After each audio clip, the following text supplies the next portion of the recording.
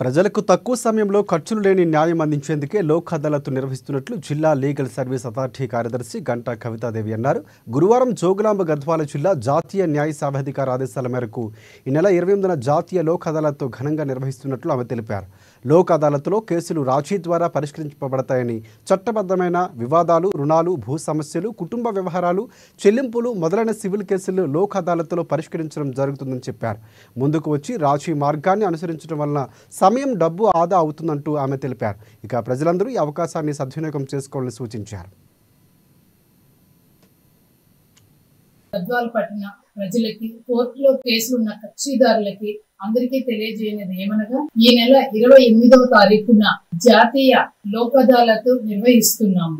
ఈ సందర్భంగా కోర్టులో రాజీ పడదగ్గ కేసులు అంటే క్రిమినల్ కేసులు కానీ, సివిల్ కేసులు, అన్ని రకాలైనటువంటి సివిల్ కేసులు రాజీ పడవచ్చు. కొన్ని రకాలైనటువంటి క్రిమినల్ కేసులో రాజీ పడదగ్గ కేసులు ఉంటాయి. ఆ కేసుల్లో కక్షిదారులు ముందుకు వచ్చి వారు ఇరు పార్టీలు కోర్టు ముందు హాజరయ్యి ఆ కేసుల్లో రాజీ మార్గాన్ని అనుసరిస్తే ప్రజల యొక్క డబ్బు, సమయము రెండు కాపాడబడతాయి.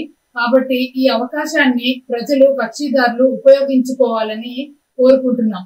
సివిల్ కేసెస్ లో ఎవరైతే రాజీ పడతారో ఆ కేసులో కోర్టు ఫీజు రూపంగా మీరు చెల్లించిన అమౌంట్ ని తిరిగి మీకు ఇవ్వబడుతుంది.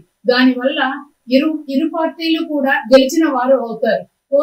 కోర్టులో కేసు వేసిన వాళ్ళు, ఎవరి మీద అయితే కేసు వేశారో వాళ్ళు ఒక రాజీ మార్గాన్ని అనుసరిస్తే ఒక రాజమార్గం లాగా మీ భవిష్యత్తులో కూడా మీ ఇద్దరి మధ్య అనుబంధాలకి ఎటువంటి ఆటంకాలు లేకుండా సాగించడానికి అవకాశం ఉంటుంది. కాబట్టి ప్రజలందరినీ కోరుకునేది ఏంటంటే ఈ అవకాశాన్ని ఉపయోగించుకొని ఎక్కువ సంఖ్యలో మీ కేసుల్ని పరిష్కరించుకోవాల్సిందిగా కోరుకుంటున్నాం. అంటే సివిల్ లో వచ్చేసి అన్ని రకాల కేసులు రాజీ పడవచ్చు. క్రిమినల్ కేసుల్లో వచ్చి కుటుంబ తగాదాలు ఉంటాయి. అంటే వివాహ సంబంధిత కేసులు కానీ, మోటార్ యాక్సిడెంట్ కేసులు కానీ, చెక్ బౌన్స్ కేసులు కానీ, ఇవన్నీ రాజీ పడదగ్గ కేసులు. కాబట్టి మీరు చిన్న చిన్న తగాదాల్లో ఇరుక్కున్నా కూడా ఆ కేసులన్నీ కూడా పరిష్కరించబడతాయి.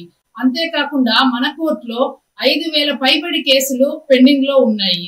ఈ కేసులు రాజీ పడదగ్గ కేసులు